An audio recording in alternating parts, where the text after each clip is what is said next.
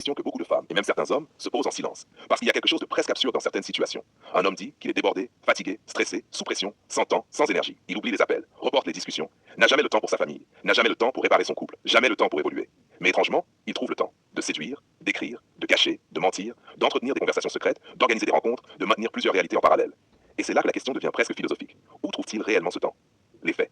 L'infidélité ne tombe pas du ciel. Elle demande du temps, de l'organisation, de l'attention, de l'énergie mentale, de la mémoire, de la stratégie. Il faut répondre aux messages, supprimer certaines conversations, inventer des excuses, gérer les horaires, jouer plusieurs personnages à la fois. Parfois même, gérer plusieurs émotions, plusieurs attentes, plusieurs mensonges simultanément. C'est une véritable charge mentale. Et paradoxalement, certaines personnes investissent plus d'énergie dans la tromperie que dans la construction. Le paradoxe moderne. Beaucoup disent « je n'ai pas le temps ». Mais la vérité est souvent plus précise. Ils n'ont pas le temps pour ceux qui ne priorisent pas. Parce qu'un homme qui veut vraiment construire, évoluer, protéger, stabiliser sa vie, comprend rapidement que son énergie est limitée. Il devient sélectif. Il protège son temps, sa concentration, sa paix mentale, sa réputation, son foyer.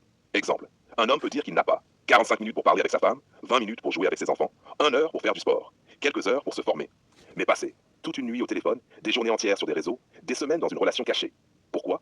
Parce que certaines personnes recherchent moins l'amour que la stimulation émotionnelle. Anecdote silencieuse.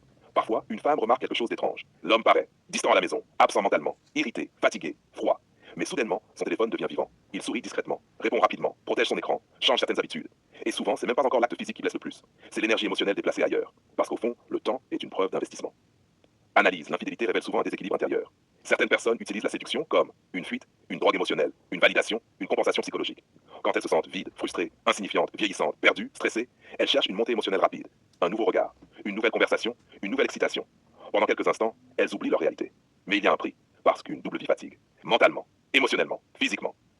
Il faut constamment surveiller, cacher, contrôler, anticiper, manipuler les apparences. Et beaucoup finissent anxieux, dispersés, nerveux, instables intérieurement. Car vivre dans le mensonge demande énormément d'énergie.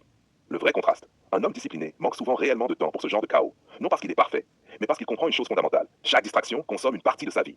Alors il investit son énergie dans sa construction, sa stabilité, sa santé, sa famille, sa mission, sa paix intérieure. Il sait qu'on ne peut pas bâtir quelque chose de solide avec un esprit constamment dispersé. La partie la plus troublante. Parfois, l'infidélité n'est même pas une question de désir. C'est une question d'identité. Certaines personnes ont besoin de séduire pour se sentir importantes. Comme si le regard extérieur leur donnait momentanément une valeur qu'elles ne ressentent pas seules. Alors elles accumulent les conversations, les ambiguïtés, les validations, les conquêtes. Mais intérieurement, le vide reste souvent intact. Questions ouvertes. Le manque de temps est-il parfois une excuse moderne pour masquer les vraies priorités? L'infidélité est-elle davantage liée au désir ou au vide intérieur?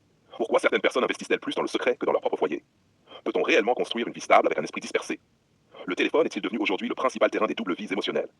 Une personne fidèle protège-t-elle avant tout son couple ou sa propre paix mentale? La discipline émotionnelle est-elle devenue une forme rare de maturité moderne? Conclusion. Au fond,